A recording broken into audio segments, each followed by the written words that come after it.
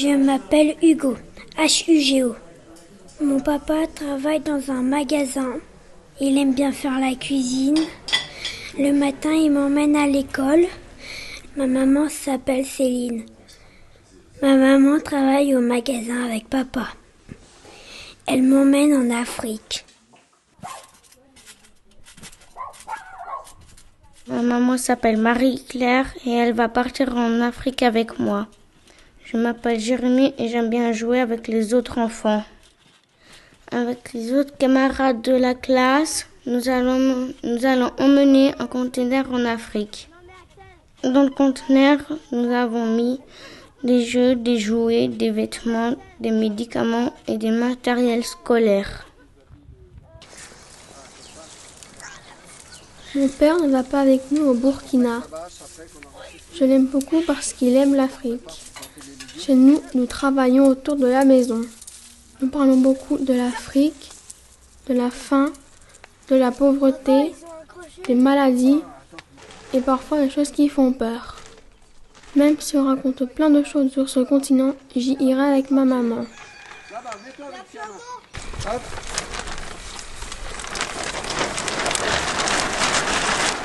Allez, encore.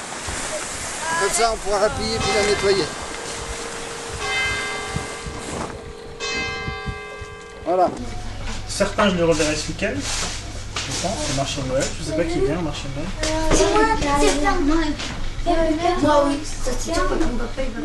Je m'appelle Emeric. Et moi, c'est Léna. Je suis Lucas. Je suis Clément.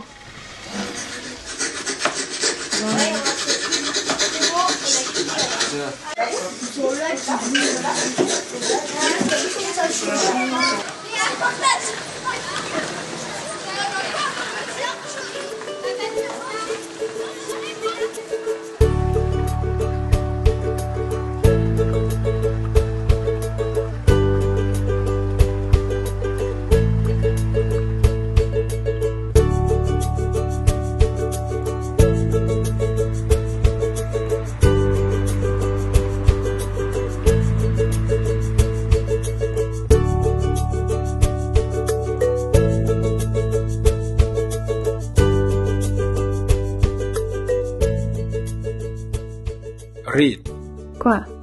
est-ce que tu sais toi où se situe Frangy? Frangy? C'est quoi ça? C'est un fleuve? Une montagne? Ben non, c'est une ville. Une ville canadienne? Quoi? Non, française. Vous, Américains, là au-delà de vos frontières, vous ne connaissez rien du tout. Qu'est-ce que tu sais toi de la France? La gastronomie? Non. Et le vin? Non. Attends un peu. La France, c'est le pays de râleurs. Quoi? C'est toute l'image que tu as de la France? Revenons, Frangy. C'est une belle petite commune. C'est quoi ton souci avec Frangy? En fait, tu veux dire le rapport entre Frangy et toi? Tu es africain, si je me trompe pas. Tu es africain et n'est pas français. Le lien entre Frangy et l'Afrique voulait dire la compatriote de l'oncle Sam. C'est probablement moi. C'est bien ce que j'ai toujours cru savoir, que j'étais le seul lien, l'unique lien entre l'Afrique et ma ville. En effet, je vis ici depuis quelques années. Il m'avait semblé que j'étais le seul noir de la ville, jusqu'à l'arrivée ici, il y a quelques années, de ma fille Grassani. Attends. Il y a aussi l'autre. Mais lui, ce n'est pas le vrai noir. On me dit qu'il est maghrébin. Il y a aussi les autres là-bas. Selon des sources, eux, ils sont des noirs. Mais des noirs des Antilles. Ah tiens, j'oubliais. Lui, monsieur le curé des Val-des-Us. Alors que je parcours ma ville, songeant à cette notion d'authenticité, une vulgaire question identitaire. Encore songeur sur cette question sans valeur sociale, j'apprends avec étonnement l'engagement d'une communauté pour l'Afrique. Une communauté qui suscite également une question d'existence. Au fait, c'est quoi un handicap ? C'est une étiquette, une stigmatisation, répondent les uns. C'est une incapacité physique, mentale, spirituelle ou intellectuelle, répondent les autres. Cette question m'amène à suivre des parents et élèves de la classe CLIS de Frangy. Depuis le 22 septembre, je suis à Frangy pour m'occuper de la paroisse Saint-Jacques-Val-des-Us. Peu de temps après mon arrivée, j'ai eu cette surprise d'apprendre que un projet se prépare avec des enfants pour le Burkina Faso. J'avoue que c'était une surprise agréable parce que déjà, j'aime tout ce qui peut être échange de culture, échange dans un esprit de partage. J'aime tout cela parce qu'on s'enrichit mutuellement. Entre le nord et le sud du Cameroun, ou l'est et l'ouest de la Guinée, les valeurs traditionnelles s'opposent parfois d'une manière violente. Le fossé est d'autant plus énorme qu'il s'agit des valeurs socio-culturelles entre l'Occident et l'Afrique. La CLIS, dans le système éducatif français, c'est un projet qui a pour mission d'accueillir des élèves exceptionnels en situation de handicap, afin de leur permettre de suivre un cursus scolaire ordinaire.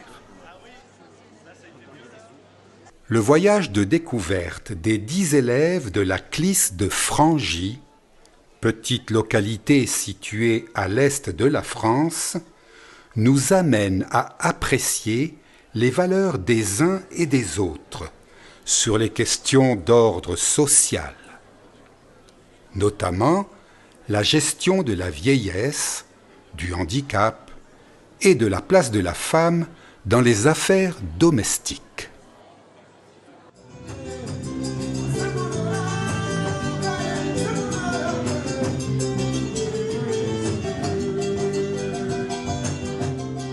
« 11 élèves correspondent avec des élèves d'école africaine. Les liens devenant forts, les Français décident de visiter leurs camarades africains. Pour rendre ce projet faisable, les élèves ont développé une stratégie. La récolte des dons, la fabrication d'objets à étaler et à présenter dans un marché de Noël, et l'organisation d'une soirée gastronomique dansante africaine. En situation de handicap, vont-ils y parvenir ?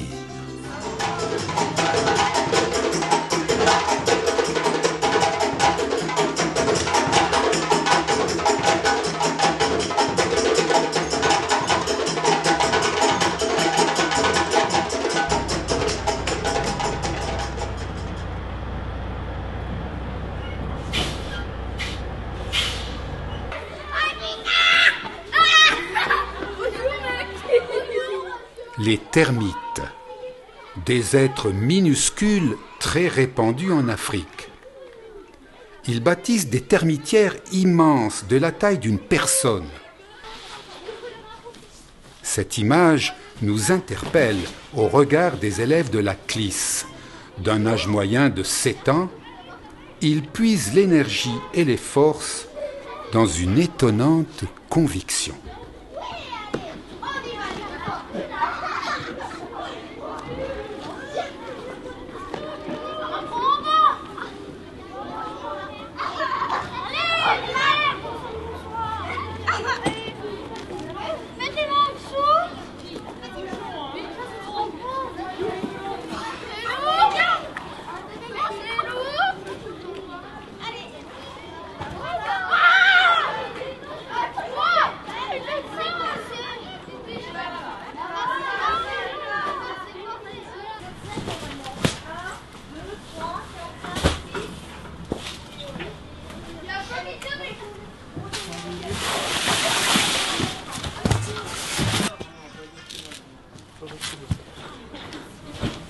On va peut-être commencer à amener avec un petit bout du coup de la Attends, pièce on au couloir. va faire une pause aussi, je crois, 5 minutes. 142. Pas de problème. Ah, dans le conteneur ça... C'est bon. Les enfants, mettez-vous devant.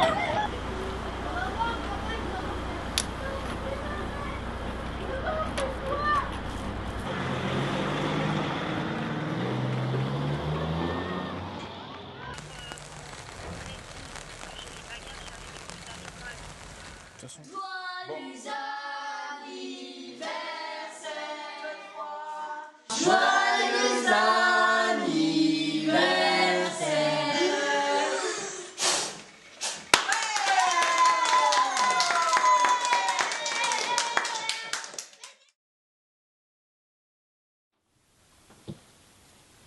Jérémy. Jérémy. Jérémy. Jérémy, c'est l'heure de se lever, mon grand.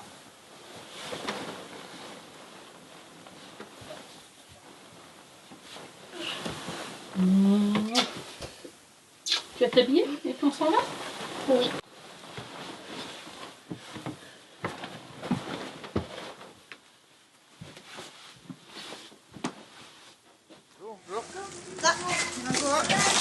J'en ai encore à débattre là-bas. Il y en a encore deux comme ça là. Deux petites.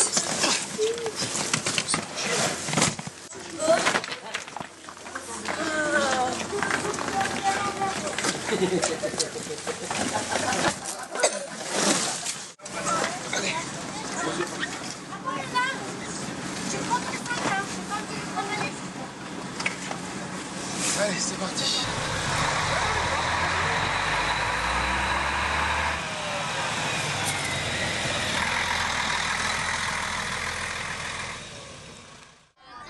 Tada-sama, Tada-sama, Dalafara, Albarta Sarsada, Chasapala, Akabavalala, Chaka, Onolofo, Kosobolodo, Dodo Somo, Dolaforo, Albarta Sorsodo.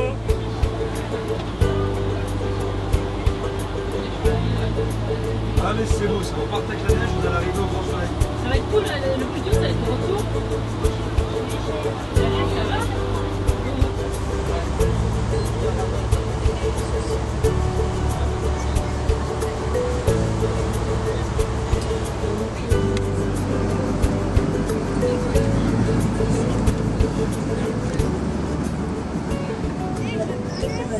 Pour des raisons de sécurité, il est strictement interdit de fumer dans les toilettes. Nous informons que fumer dans les toilettes porte atteinte au fonctionnement des émetteurs de fumée passifs de poursuite.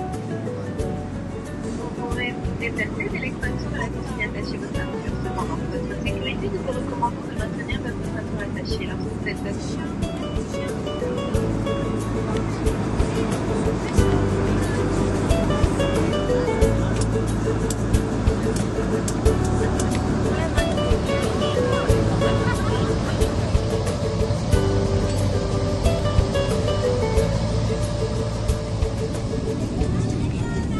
Des odeurs exotiques. L'Afrique. C'est ici. L'harmattan. La source de nombreuses matières premières. L'or, le phosphate, le diamant, le pétrole, le bois et même le cacao. Tijd voor alle 5 plaatselijke tijd. Het is 5 minuten voor het voorziene aankomstuur. Gelieve blijven zitten en veiligheid voorop vastgelaten. Tot we onze uiteindelijke parkeerpositie bereikt hebben en signalen voor het stapplaatsen.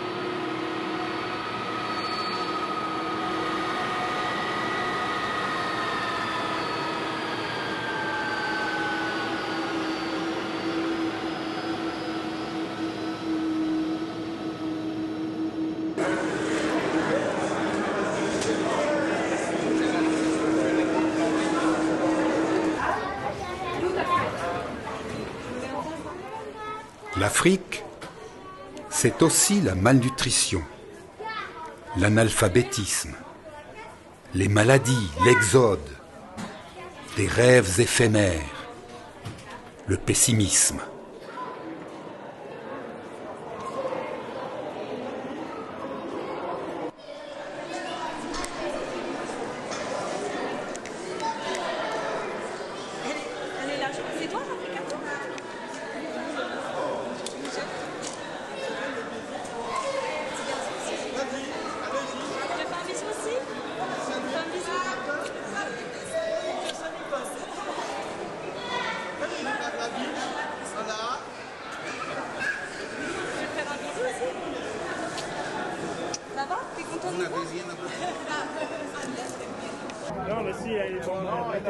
L'Afrique, c'est malgré tout l'hospitalité, c'est l'accueil, c'est le sourire.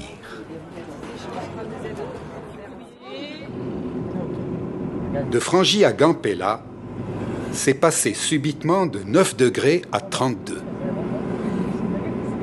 Durant 8 jours, les élèves de la CLIS vont côtoyer les réalités d'un continent aux nombreux mystères. Des terres aux nombreuses couleurs, des vibrations, des odeurs, la nature.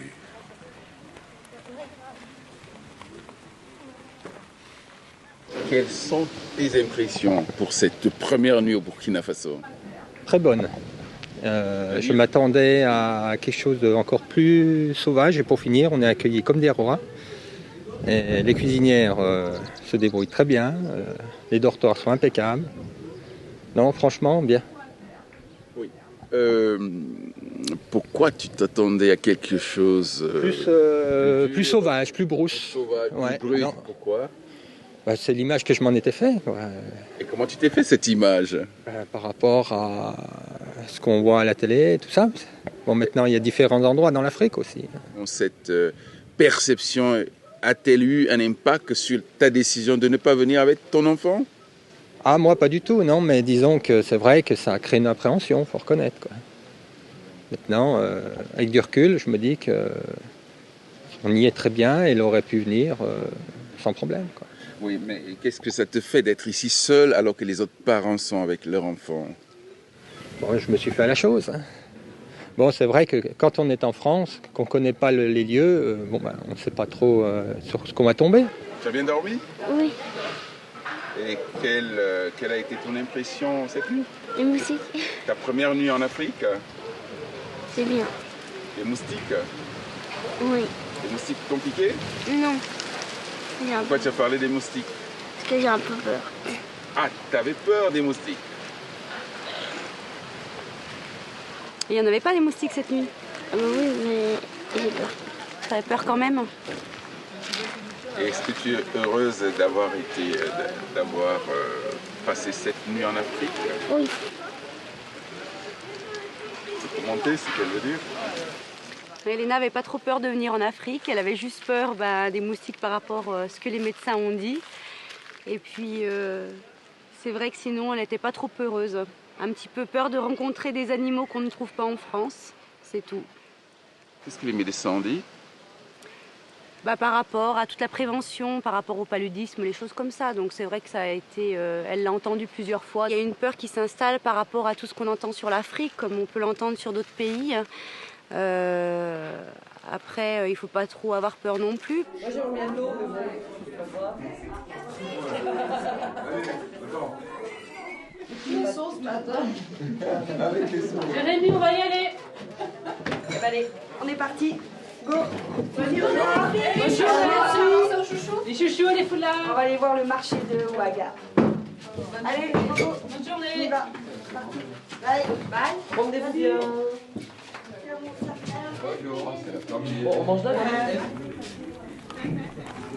Vous allez où là? Ah non, pas comme ça que ça marche. Les enfants, c'est par là, on va à l'école. Et les adultes, c'est par là, on va au marché. Allez, c'est parti. À tout à l'heure les enfants. À tout à l'heure.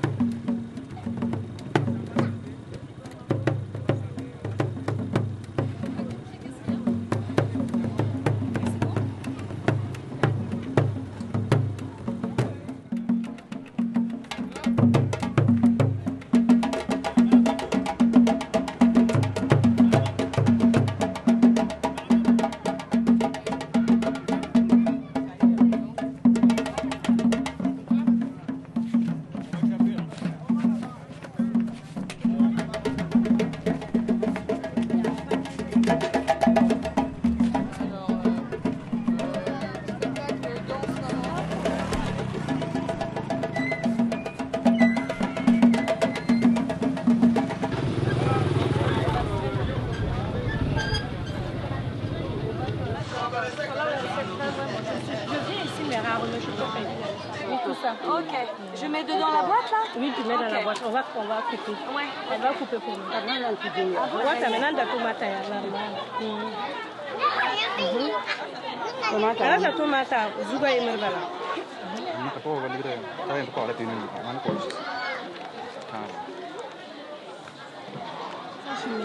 Oui, mais le nom du poisson? C'est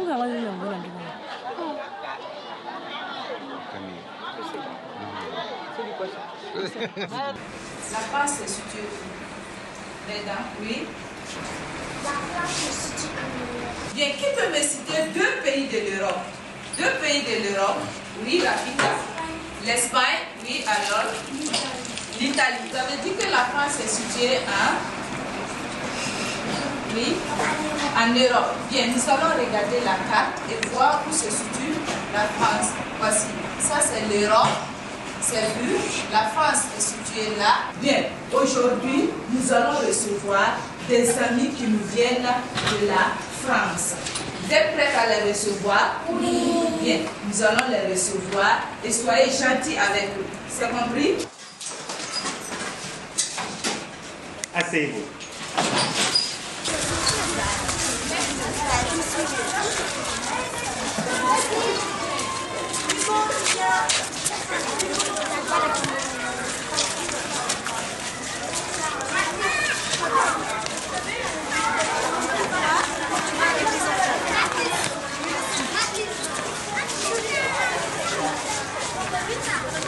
Chose promise, les amis sont venus et veulent nous remettre les cadeaux.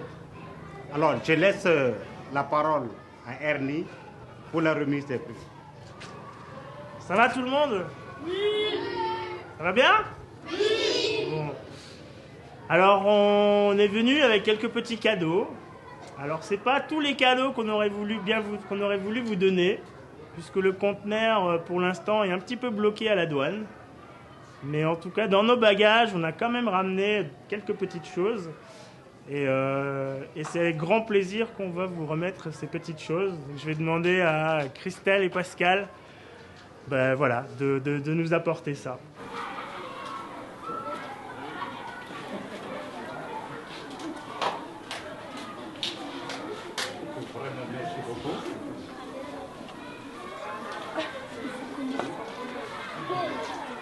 Vous mettez les t-shirts.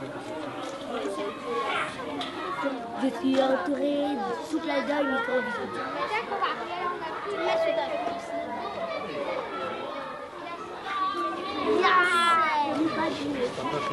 Mange tes doigts.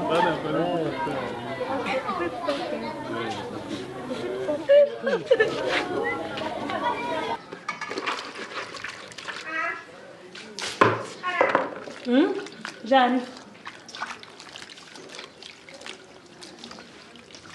Nadia, amène le faitout là.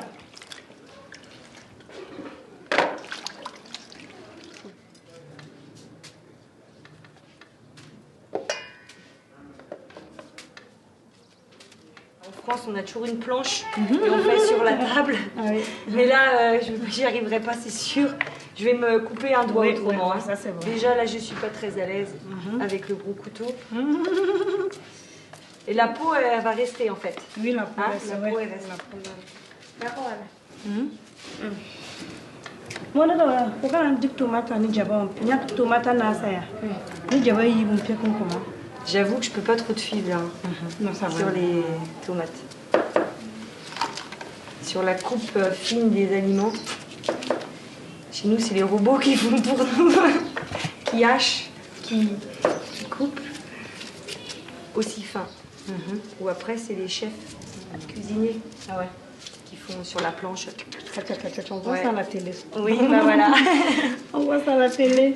Moi, je suis pas très forte, hein, mais il y a une technique. Oui.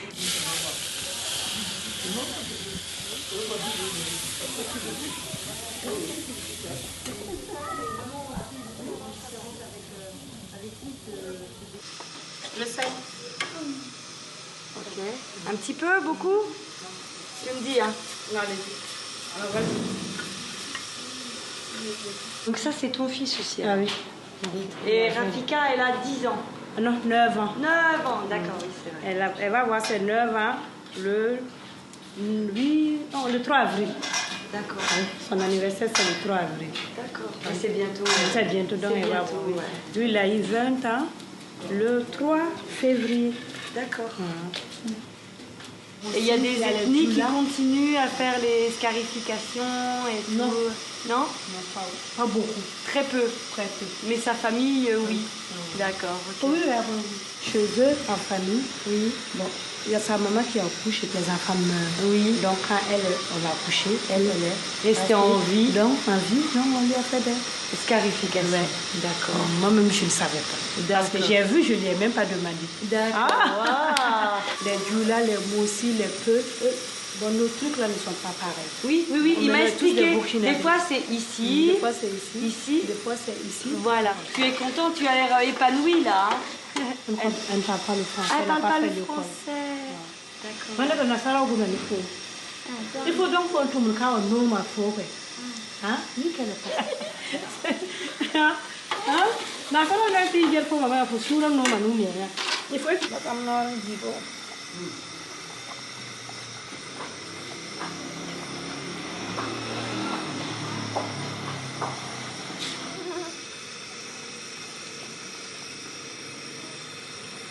Mais d'abord, on est les femmes qui l'allent. Nous avons tout le caméra ni maso. Nous ma caméra sur. Alors nous va faire au là on va faire ça au. Vous venez d'où? Oui. Paris, Nice, Lille. À côté de Genève, en Suisse, mais en France. Disons, à côté, si tu arrives à situer Genève sur la carte, en Suisse, on est juste à côté, pas très loin des montagnes du Mont Blanc. Et vous habitez une maison aussi pas très loin avec...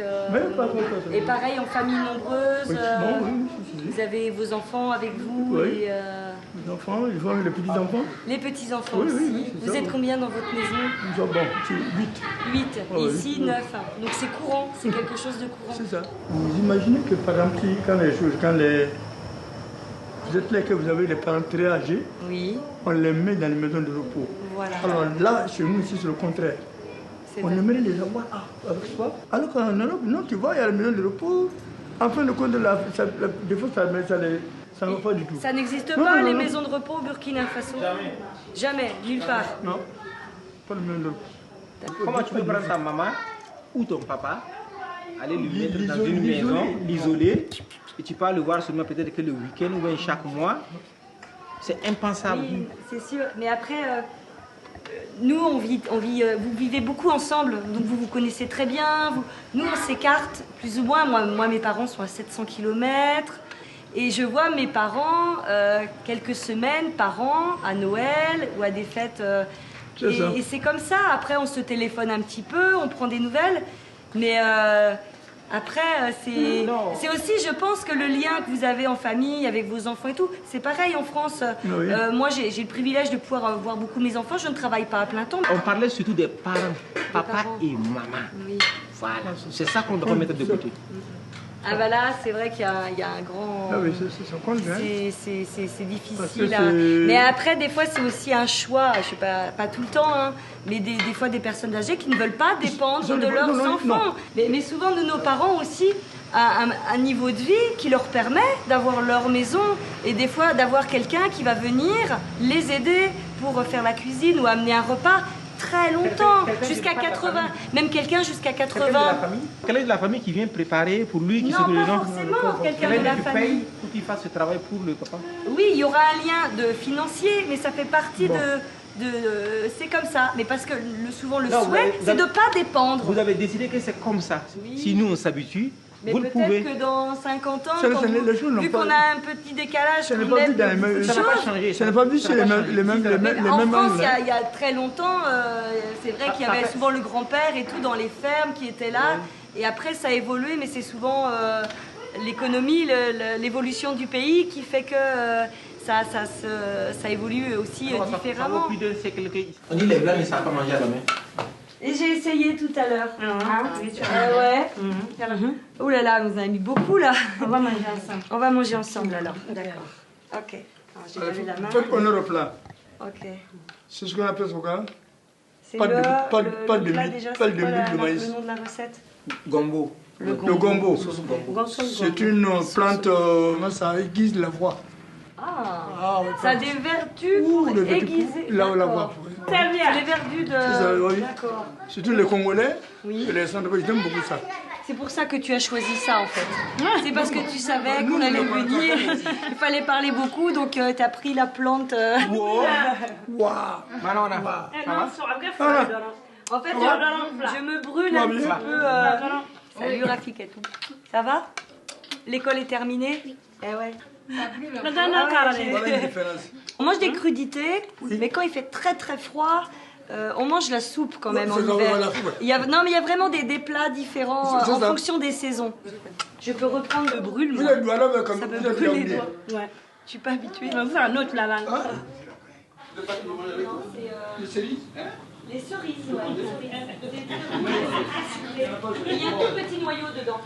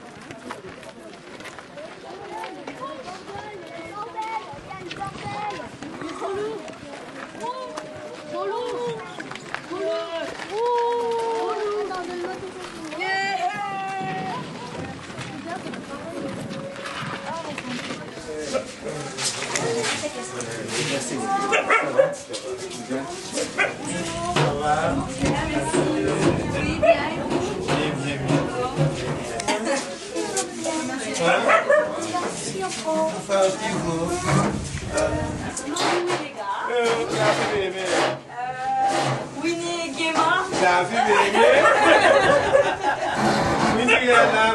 Voilà, je sais plus après. Les enfants ont besoin de l'eau. Baragira baby. On va faire au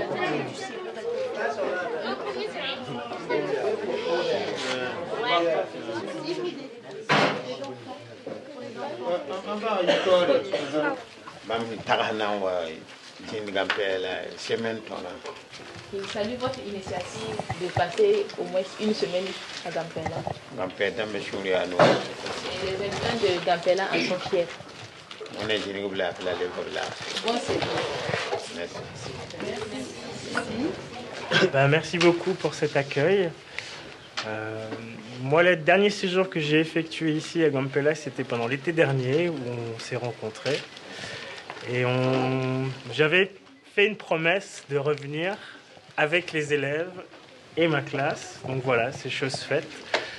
On est donc là avec les élèves de la classe, les parents de la classe, et puis un certain nombre d'autres personnes. J'avais aussi dit qu'on reviendrait accompagner, en tout cas chargé de choses qu'on aura pu récupérer en France pour les enfants du Gampela. J'ai dit que normalement, si on était prévenu que c'était comme ça, on allait quand même faire sortir la population, beaucoup, pour vous accueillir. Parce que déjà, on va vivre ensemble pendant une semaine ici. Il faut que votre séjour soit mémorial, que vous ayez une bonne image de Gampela. C'est sûr que vous avez déjà une bonne image de Gampela. Si vous êtes venu l'été dernier et que vous êtes là encore, c'est que bon, ça vous a plu. Chez nous, on dit que l'enfant s'amuse là où il n'a pas pleuré hier. Les modèles présents qu'on vous ramène ici, c'est des choses qui ont été récupérées, qui nous ont été données par des gens, des habitants de Frangy, donc là où est l'école, des amis, des parents qui sont venus aujourd'hui, qui sont beaucoup investis dans l'organisation de ce séjour, ont aussi récupéré beaucoup de matériel. Et donc voilà, j'en profite aussi pour les remercier de cette implication. Par rapport au couple, enfin, à la vie des hommes, des femmes, et de la parité, de l'égalité. Et on voulait savoir si vous aidiez vos femmes dans les tâches ménagères, dans les choses de la vie courante, comme c'est le cas nous en France, où les hommes, les femmes travaillent. Ça commence à venir peut-être avec l'émancipation, mais ça, c'est pas dans nos coutumes, il n'y en a pas. On ne peut pas laver les plats des femmes, leurs tâches ménagères, balayer la maison et autres. Ça, c'est pour les femmes. Il y a des tâches qui sont réservées pour aux hommes, il y a des tâches qui sont réservées aux femmes. Voilà, normalement. C'est comme ça. Sinon, vous voyez que le monde est en train d'évoluer. Aujourd'hui, nous aidons mieux encore nos femmes à travailler. Sinon, normalement, dans les anciennes coutumes, c'était un peu différent. C'était un peu différent. Les femmes à part, les hommes à part. Bien qu'ils vivent ensemble. Et les enfants, vous êtes dans l'éducation? Dans l'éducation, bon, nous aussi, on les aide. C'est l'éducation d'un enfant, il faut les deux parents. Pour que ça soit complet, il faut les deux parents. Il faut les deux parents, mais il y a certaines choses quand même que laver l'enfant, et ainsi de suite, lui donner à manger et tout, ça c'est la femme qui s'occupe de ça. Bon, maintenant, nous sommes un peu en ville ici, mais dans les villages un peu reculés, il ne faut que des travaux champêtres, que champêtres. Vous voyez, et si c'est que champêtre, la femme a son champ, et l'homme, il y a le champ de la famille, et la femme aussi a un petit champ à côté où elle peut utiliser ça pour elle, ses besoins.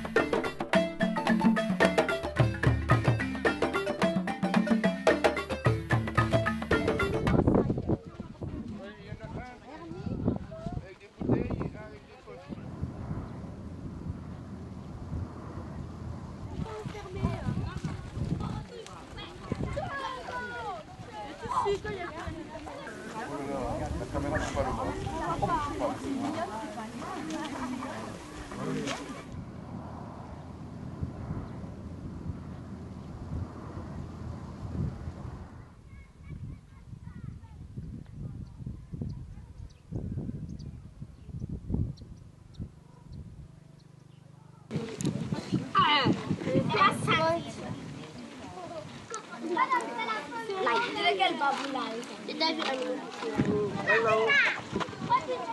Hello. C'est vrai que c'est si gros. Comment ça se passer là?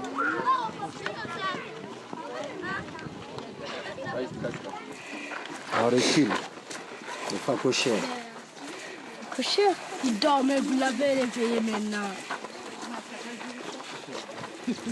C'est pour ça qu'on recule, parce que ça... Non, tu voulais lui voir au sommeil ou quoi? C'est normal que ses cornes poussent vers son nez? Oui, ils sont nés comme ça. Il peut sortir. Là, il ne peut pas sortir. S'il sort, il va rentrer.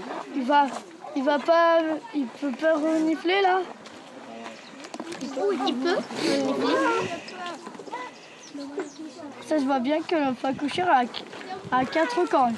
2 cornes à sa bouche, il y a 2 petites cornes et 2 grosses.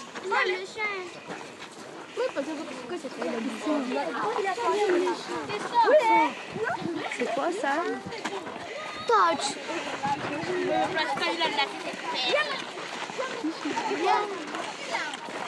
Ne l'appelle pas. Il va t'attaquer là.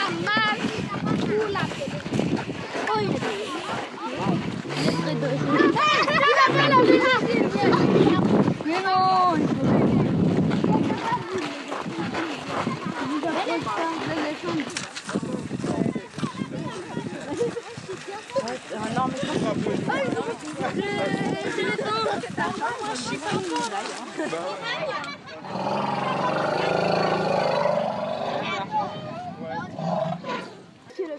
Rafika, viens ici. Il y a une poupée rose d'éléphant. Où est Rafika? Ça fait pas quand je vais monter sur un dos d'éléphant. Ça trouve la peur d'éléphant là. Elle est où? Voilà, c'est derrière. J'avais le vertige.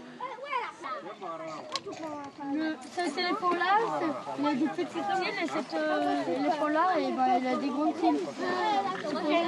Là, il y a des différences entre le grand et le petit. Ma mère, elle a le grand et moi, j'ai le petit.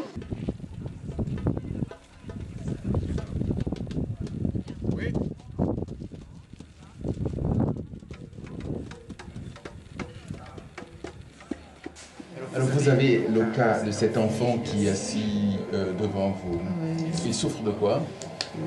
Mal à l'oreille, fièvre élevée de 38,5.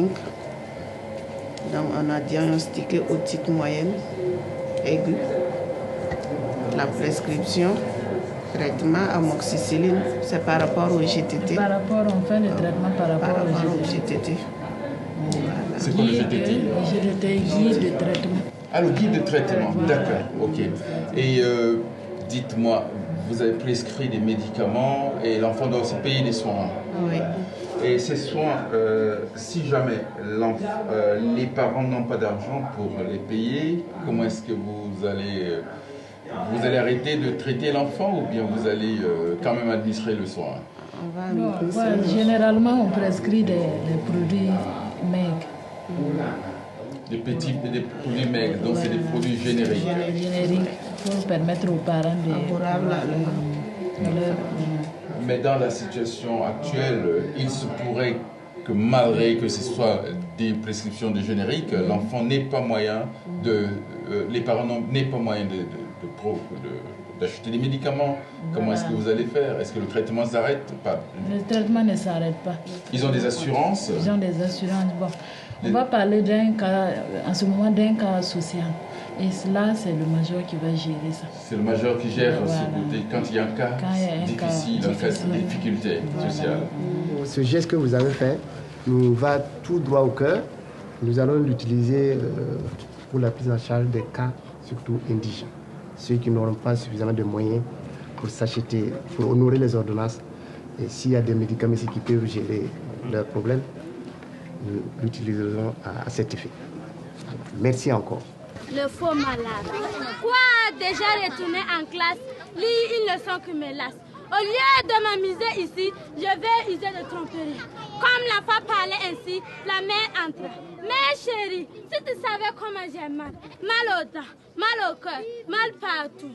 Tiens là, c'est là dedans. Oh là, que je suis donc malade. La mère tout d'abord parle. Mon pauvre enfant, il faut te mettre au lit. Cela tombe bien mal. C'est jour de promenade. Tes frères vont sortir avec un camarade. Comment donc maman? Maman, c'est jeudi. je me sens mieux, je ne suis plus malade. Plus malade, ah fripon, tu m'avais donc menti. Au lit pauvre malade, au lit en instant même. Et la maman, le fils couchant à plein midi. Aucun fils n'est beau, mais le plus laid c'est de mentir, menteur. Point de pitié pour nous, JM Villefranche.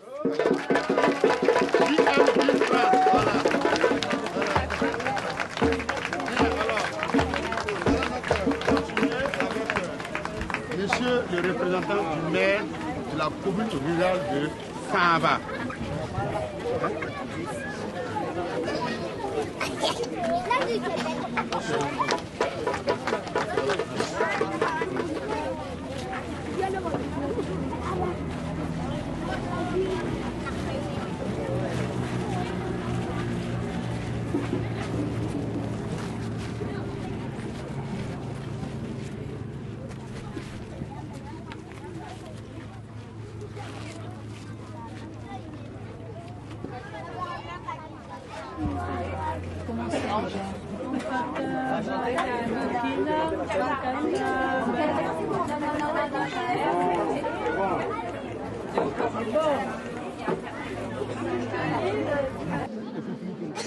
Chers amis, chers élèves, soyez les bienvenus.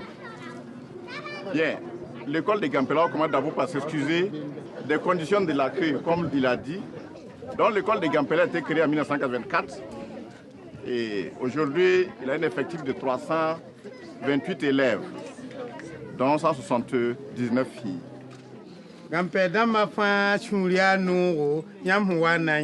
Voilà, donc toute la population de Gampela est contente du fait que vous soyez venus aujourd'hui. Ils disent de vous dire vraiment grand merci, qu'ils sont contents. Voilà, que Dieu vous protège pendant votre séjour et vous ramène en bonne santé. Voilà, que l'année prochaine vous puissiez venir assez nombreux. Je vous remercie. Merci.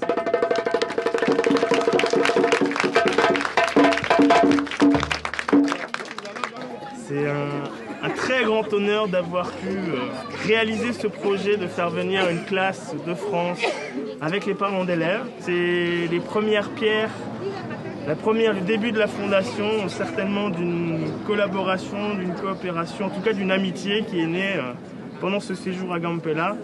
Et voilà, c'est avec beaucoup d'émotion que je suis là et je remercie tout le monde, les enfants, les parents, les représentants, les enseignants aussi, et merci beaucoup.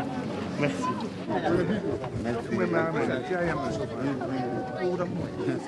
Merci, voilà. Voilà. Voilà. Voilà bien. Voilà.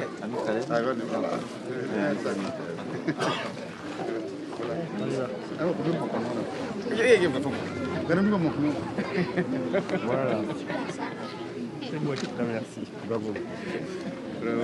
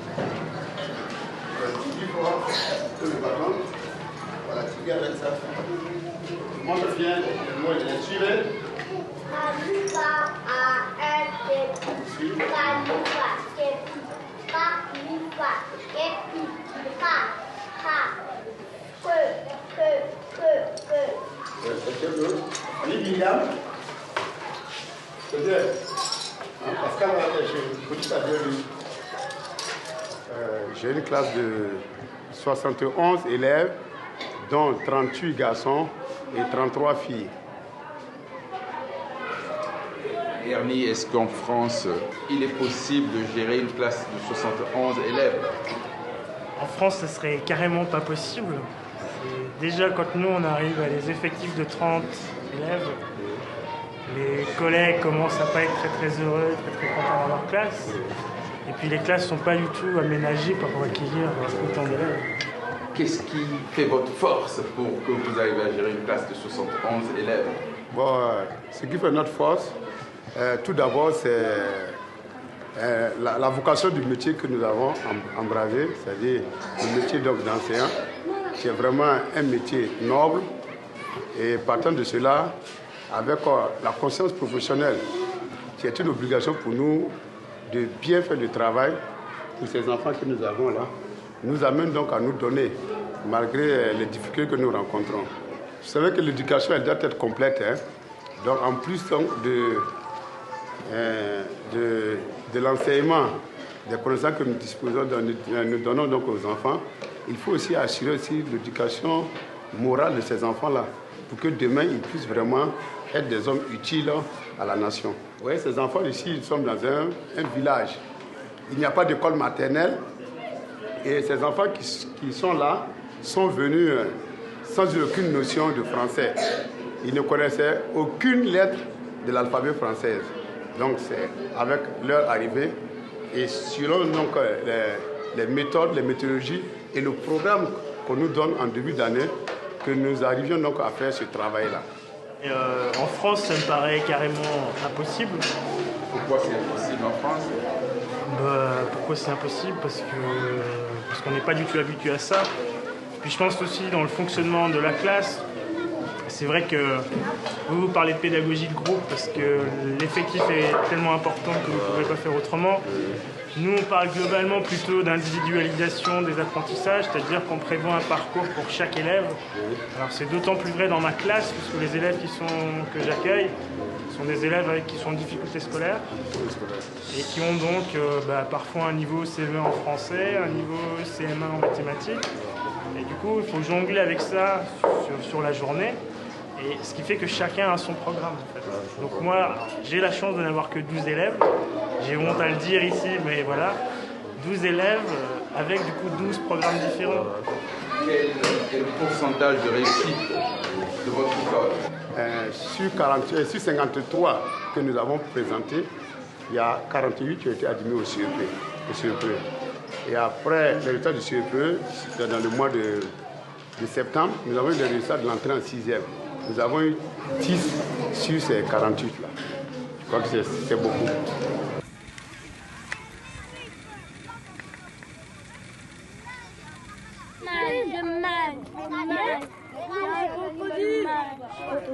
Tata, il y a un crocodile derrière toi.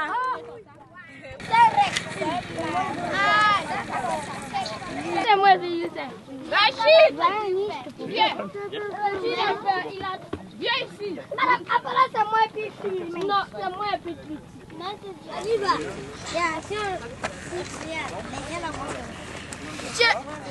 Oh, non. Moi, j'ai pas les codes.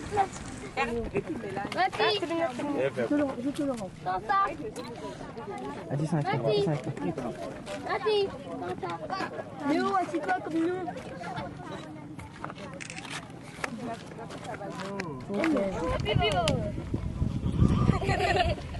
Voilà, comme ça combine. Allez, les enfants, tout est équipé.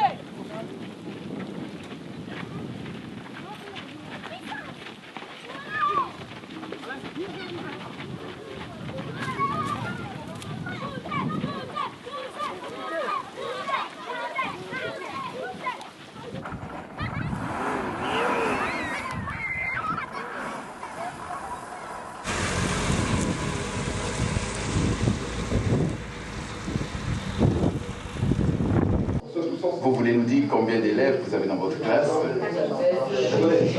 J'ai 29 élèves, dont 16 garçons, 13 filles. 29 élèves. Oui. Qu'est-ce qui fait la différence entre les écoles où il y a 71, 80 élèves par classe et vous qui n'avez que 29 élèves? Souvent, c'est dû à la scolarité, le coût. Bon, si on a des parents qui sont un peu démunis, qui n'arrivent pas à payer, il y a ça, il y a la différence qui joue beaucoup. Souvent aussi, il y a l'emplacement. Si l'école est un peu éloignée du logement de l'enfant, pour envoyer l'enfant, mener l'enfant, c'est un peu compliqué pour le parent. Un élève de CE2 paye environ combien pour sa scolarité annuelle? 94 000 francs. Ce n'est pas beaucoup d'argent pour une famille modeste. Je dirais non, parce que la scolarité s'étale presque sur toute l'année. Et bon, les parents prennent leurs dispositions en tout cas pour pouvoir être en règle vis-à-vis de la scolarité. Là-dessus, on n'a pas de problème. On accueille en tout cas presque. Je dirais qu'on n'a jamais refoulé un parent sous prétexte que non, il n'a pas les moyens pour gérer la scolarité de son enfant. Non. Par exemple, je prends l'exemple d'une famille qui a au moins 4 enfants chez nous. Bon, pour gérer, ne serait-ce que je prends l'exemple de la classe de 6e année, je ne prends pas le primaire, qui remonte de la 6e à la 3e, ça fait 113 000 francs la scolarité. Bon, pour un parent qui a jusqu'à 4 enfants et qui doit gérer plus de 400 et quelques mille francs l'année, c'est pas possible. C'est pas facile, quoi. Pour un pauvre fonctionnaire, c'est pas facile. Donc, bon, il y a de ces parents qui vous approchent à la rentrée scolaire, qui vous soumettent leurs angoisses, un truc comme ça, et qui vous proposent des modalités de versement. Dans un établissement privé, très combien? Public. Public, oui. Là, c'est juste l'APE que l'élève paye, c'est-à-dire l'association des parents d'élèves. C'est juste, à ma connaissance, si je ne me trompe pas, ça doit être autour de 3 000. Généralement, chez nous, comme presque dans toutes les écoles, que ce soit même du public ou du privé, s'il n'y a pas un débat, chaque enseignant essaie de monter avec ses élèves. C'est-à-dire, s'il prend un enfant au CP1, il progresse avec l'enfant jusqu'au CM2. Sauf s'il y a un départ du côté des enseignants, du personnel. On essaie maintenant d'organiser. Et une fois que vous êtes CM2, oui. Qu'est-ce qui se passe? Vous revenez au CP1. Puis s'il n'y a plus, donc vous revenez au CP1 pour prendre d'autres élèves. Les élèves de l'APELA ont eu un mur à s'intégrer avec les enfants qui sont arrivés de France, alors que les vôtres s'intègrent socialement, amicalement avec les nôtres. Comment pouvez-vous expliquer ces deux attitudes? Mais je peux dire que l'explication peut venir plus tôt. Ils ont la chance d'être en ville, ils ont la télé, ils ont la chance de voir des blancs à la télé, ils voient qu'ils ont les mêmes comportements que nous, ils réagissent comme nous. Bon. Donc ça ne peut pas avoir de barrière. Par rapport à ceux qui sont en campagne, je veux dire au village, les gens n'aiment pas ça tellement. Ceux qui sont en campagne, ils n'ont pas la chance de vous, ils n'ont pas la télé. En fait, c'est-à-dire que ces enfants en ville sont plus en contact avec la civilisation, si je peux utiliser. Voilà, ils sont avantagés, ils connaissent beaucoup de choses que ceux de la brousse, si je peux utiliser le terme, ne connaissent pas.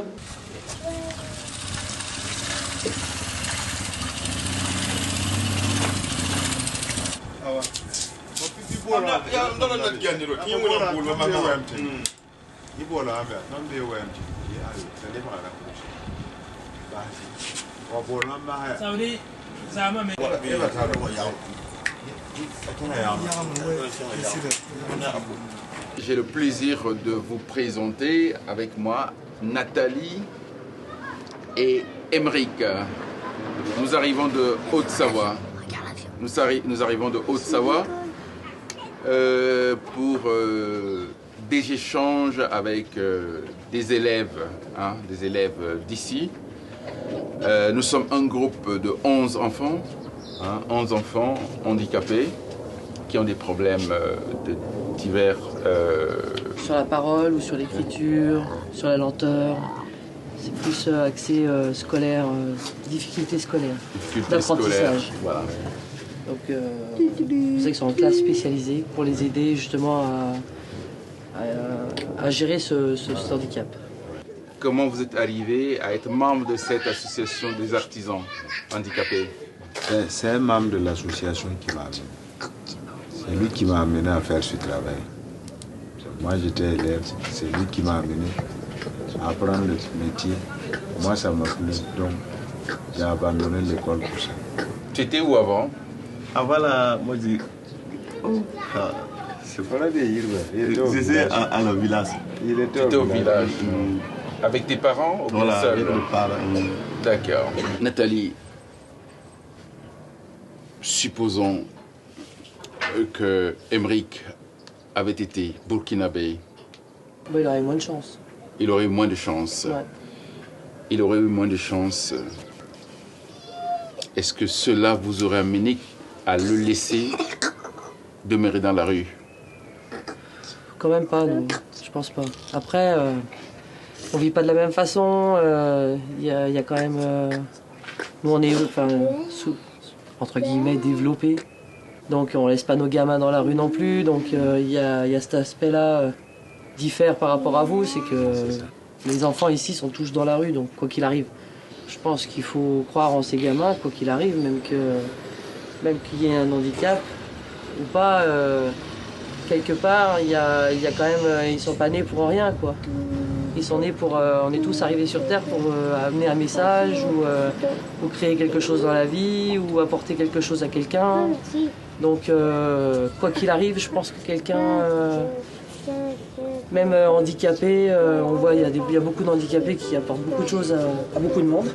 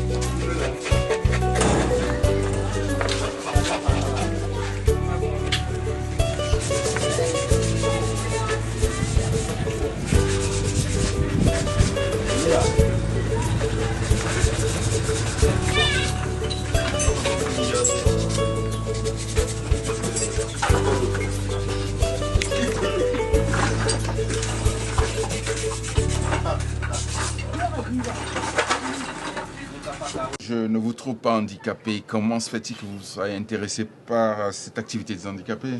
Bon, parce que le fait qu'ils sont handicapés, qu'ils puissent travailler, ça me fait plaisir d'être avec eux, comme je suis valide. Et ils travaillent entre eux handicapés. S'il n'y a pas quelqu'un qui est valide entre eux, c'est pas bien. Voilà pourquoi moi je suis avec eux. Et je l'aide à faire beaucoup de choses. Comme s'il y a quelque chose qui est en haut, ils ne peuvent pas prendre, moi je peux les aider. Ça fait plus de 20 ans que je suis avec eux. Il y a d'autres handicapés que leur famille les cherche. Ils ne veulent même pas le voir chez eux parce qu'ils sont des handicapés. Mais là, moi je trouve que ça, c'est pas bon. Voilà. Les chasser, ça veut dire quoi? Bon, pour les dire qu'ils ne veulent plus le voir dans leur cour, bon, y a ces trucs au Burkina ici. Et comment vont-ils vivre? Bon, ils vont vivre dans la rue, c'est ça qui n'est pas bon. Et comment vous faites pour les recueillir ici? Bon, il y a d'autres qui viennent eux-mêmes ici pour demander bon, si on peut les prendre, ils vont travailler. Bon, souvent on accepte. S'il n'est pas mal, on peut le prendre pour travailler. S'il n'est pas mal, ça veut dire que vous avez des critères? Voilà. Les critères sont quoi? Bon, parce qu'il y a d'autres, bon, ils sont malades, ils sont touchés à la tête, donc on ne peut pas le prendre. Ça serait très difficile avec nous.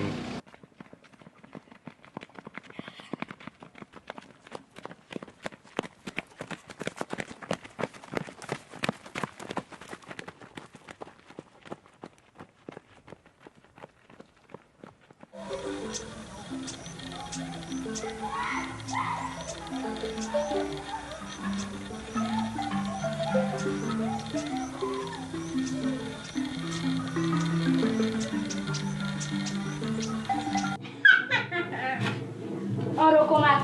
Non. C'est un bon jeu, non? Non. Pas bon jeu. C'est plutôt un mauvais jeu. 1, 2, 3. Skate, skate, skate, skate, skate, skate. Mais ça là, le but de ce jeu-là, c'est de ramasser plus de cartes. Non. C'est d'avoir le moins.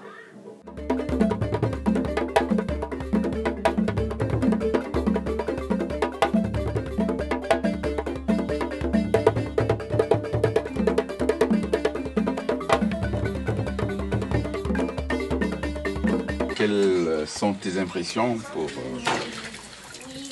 tous ces séjours que tu as passés ici? C'était un bon séjour, on s'est bien amusé, des bonnes expériences et des très belles rencontres. Et tes enfants, qu'est-ce que vous avez eu comme difficulté avec eux? On n'en a pas eu tant que ça, mais... C'est juste un peu, la concentration sur les activités ou pendant les repas, ou tout ça.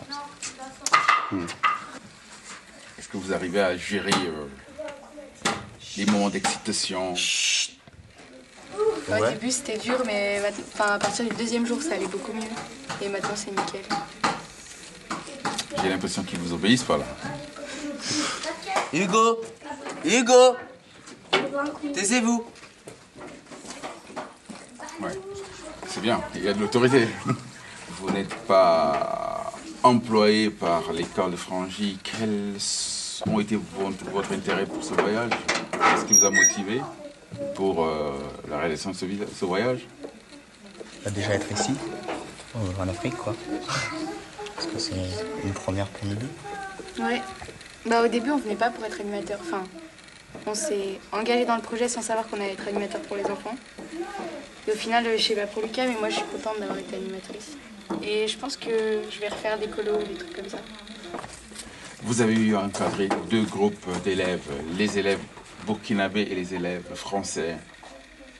Est-ce que vous avez eu des difficultés également avec les élèves burkinabés? Non, beaucoup moins. Ils sont plus disciplinés, plus respectueux. Et puis ensemble, ça va, c'est pas trop le bazar. Mais ils se gèrent chacun. Les deux écoles arrivent à se gérer. Demain, vous repartez en France. Vous êtes content? Non. Vous rentrez? Hein? Non. Pourquoi non? On est mieux ici. Ouais. La famille ne vous manque pas? Toi particulièrement? Moi, ça va. Mais je resterai bien une semaine de plus, ouais. Les amis, moi, mes amis me manquent. Mais s'ils pouvaient me rejoindre ici plutôt que j'y rejoigne en France, ça serait mieux.